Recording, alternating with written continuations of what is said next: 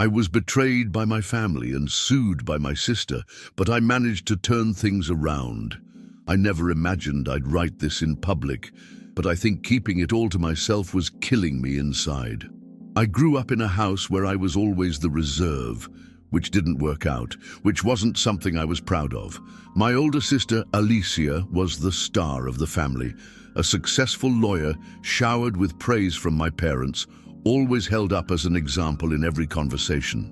Me, Rodrigo, a freelance programmer, treated like someone with no future, who lived off odd jobs in front of the computer. I heard countless times that I was lazy, that I'd never amount to anything, that I needed to learn from my sister. For a long time I swallowed it silently, pretending I didn't care, but the truth is, it hurt. It hurt more than I could explain. It was like living in an invisible role, being ignored in my own home. I remember the family parties, the Sunday lunches, the veiled jokes. When I tried to share an achievement, like closing a project with a major foreign client, I'd get a cool, "But when are you going to get a real job?" It crushed me inside, as if nothing I did had any value. Looking back, I see that this lack of recognition consumed me for years, filling me with anger and shame, but it was also what gave me the strength to turn the tide. The day that changed everything in my life was when my own sister decided to sue me. It still pains me to write this, but it was then that I realized the level of contempt they had for me. Alicia was involved in a scandal at her work, an ugly one that made headlines in the newspapers. And somehow she invented a story about me sabotaging her computer. Her excuse was that only I had the technical ability to do it, since I was a programmer. At first, I thought it was just another one of her crises, another attempt to shift the blame. But no, this time she went for it. She filed a lawsuit against me. When I received the notice, my hands shook. I remember sitting on the couch with that paper and feeling like the ground had fallen out of the ground. I didn't know whether to laugh at the irony or cry with rage. My parents, as always, sided with her. My mother said, "There must be a misunderstanding," but deep down, she already saw me as guilty. My father was more direct. He said I had to come forward quickly, because the family name couldn't be tarnished. It was as if I'd been condemned before I could even defend myself. In night, I couldn't sleep. I paced the room, fiddling with meaningless things, just to avoid stopping and facing the emptiness I felt. I remember looking at the ceiling and asking out loud, "Why me?" It was a mixture of fear and anger. Fear of losing everything, fear of being arrested for something I never did, fear of seeing my life end before it had even begun, and anger at always being the family's scapegoat. I wasn't the perfect son, but I'd never done anything wrong to anyone. I just wanted to live my life, work my way. But that early morning, what gnawed at me most was the feeling of being alone. I had no one there to defend me. No one believed in me. I remember picking up my phone several times, thinking about calling someone, but there was no one. It was me against the world.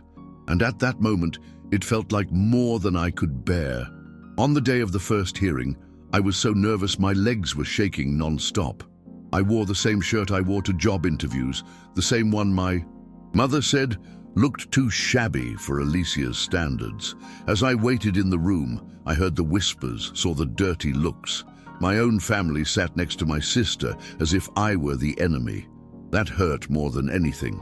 I considered giving up, considered admitting it just to get it over with, but something inside me said no. It was as if for the first time I had a voice. I took a deep breath and decided I wasn't going to be their punching bag anymore. I spoke to the judge, to the lawyer, showed them my evidence, my work records, everything that could prove I had nothing to do with her downfall. It was there in that room that the key turned. For the first time, I looked at them and didn't feel inferior. I was fighting, and not just for myself, but for my truth. I'm Rodrigo. I'm 29 years old, and that day changed everything. It wasn't just about winning in court. It was about finally seeing myself as someone worthy of respect. I remember the feeling when the judge read the decision stating, "I was free from guilt." I cried, not with joy, but with relief. I was shaking all over. I felt like I'd been carrying a ton of weight for years and someone had finally lifted it off me. I saw my sister's shocked expression, my parents' embarrassed silence. And in that silence, I realized I no longer needed their approval. I didn't need to prove anything to anyone but myself. That was the beginning of my true life. It was when I understood that the pain they caused me also gave me the strength I needed to grow. After the hearing, I returned home alone. I felt a crazy mix of exhaustion, relief, and anger. Exhaustion from years of being belittled, relief at finally being heard, and anger at having to go through all of this. I went to my room, sat in my chair, and stared at my computer, thinking about how my life could change from then on. Until that moment, I had only survived. Now, I could truly live. I started responding to messages from clients who had walked away, thinking I was unreliable, and it was incredible to realize that they believed in my work. For the first time, I felt proud of what I did, not ashamed of who I was. In the following days, my routine began to change. I started receiving more job offers, invitations to bigger projects, and people recognized my talent. I had freed myself not only from the accusation, but also from the burden of being the son who didn't make it. And that was liberating. I began to realize that all the anger I'd been holding on to could be transformed into energy to build something real. Every line of code I wrote took on a new meaning. It was my independence, my dignity. I felt stronger, clearer about who I was and where I wanted to go. The impact of the victory was so great that I began to change my relationship with my parents. Before, any attempt at dialogue seemed impossible, but now I felt I could set boundaries. They came to me asking for financial help to support Alicia, and for the first time, I said no. I showed them the trajectory I'd built on my own, the projects I'd closed, the clients who trusted me. It was strange because I always thought I'd never have the courage to face them like that, but I did, and it was liberating. It wasn't revenge. It was simply saying, I deserve respect. During this time, I also began to reflect deeply on myself. I realized that years of family devaluation had taught me resilience, patience, and strength. I still felt pain, of course, because betrayal by my own family is not easily erased. But the pain no longer stopped me. I used it as fuel. Each day was a step toward rebuilding my self-esteem and my career. And it was impressive to realize that, despite being discredited for so long, I had enough potential to create my own success story. Today, looking back, I can clearly see the turning point. It wasn't just the court victory, but the moment I realized I had self-worth, that I didn't depend on others' approval. I began investing in my career, accepting bigger projects, and speaking about myself with pride. My parents and sister could no longer belittle me. Life taught me in the harshest way possible that external validation is worthless if you don't believe in yourself. And it was at that point that freedom began, a day that seemed ordinary but marked the beginning of my true transformation. After that victory, I began to notice small but significant changes in my daily life. Even the way I walked down the street changed. Before, I felt invisible, always afraid of other people's judgment, but now I walked tall, head held high. Every client call I answered without nervousness, every email I answered with confidence, gave me the feeling that I was finally in control of my own life. That feeling of being the useless son still tried to haunt me, but I now had the tools to face it. It was as if I had been given a second chance to see myself honestly, without relying on my family's distorted view. One of the hardest things to deal with was my relationship with my mother. Samantha had always been protective of Alicia, and it was cruel to see how she ignored my achievements. I was afraid to confront her, but after the court, I realized I needed to set boundaries. When she came to me asking for financial help for my sister, I simply listened and firmly told her I wouldn't give in. It wasn't easy. My voice trembled and my heart raced, but that firmness gave me a sense of freedom I'd never experienced before. For the first time, I felt I no longer needed to beg for her approval or love. Around the same time, my career began to take off. Clients who had previously ignored me began to seek me out, and larger projects began to appear. I was finally being recognized for my work, not for what my family thought of me. The feeling was surreal. After years of being treated as incapable, I was valued by people who truly understood my talent. I began to invest more in my business, to plan for the future, and for the first time, I felt like I could build something solid and lasting without relying on their approval. Every email, every meeting, every completed project gave me the feeling that I was freeing myself from the shackles of my family. It was also an intense period emotionally. Sometimes I still felt angry at my sister, mother, and father, but I learned to transform that anger into motivation. I needed to prove to myself that I could build my life independent of them. I focused on my personal and professional growth, and this brought me clarity. I realized I didn't need to humiliate anyone. I didn't need revenge. My victory lay in my own path, in my work, in my progress, and this clarity gave me the strength to keep going, even on days when loneliness gripped me. Today, I realize that turning point was more than a legal victory. It was the first time I looked at myself and said, I deserve respect, and I will fight for it. I understood that my pain wasn't weakness. It was accumulated strength. Every insult, every devaluation, every disapproving look, all of it molded me to be more resilient. I began to see my achievements differently, to feel proud of what I was building, even if my family didn't yet recognize it. It was then that I began to free myself emotionally, and this freedom became the foundation of all the transformation that remains. Over the next few months, my life began to truly stabilize. I was landing bigger clients, closing deals that previously seemed impossible, and I felt a confidence I'd never felt before. But the most important thing wasn't just the money or professional recognition, it was knowing I could trust myself. I no longer needed my family's approval. I no longer needed to hide my achievements or feel inferior. Every victory, no matter how small, became proof that I was capable. And this also began to change my self-esteem, the way I looked in the mirror, the way I treated myself. The psychological impact of this freedom was enormous.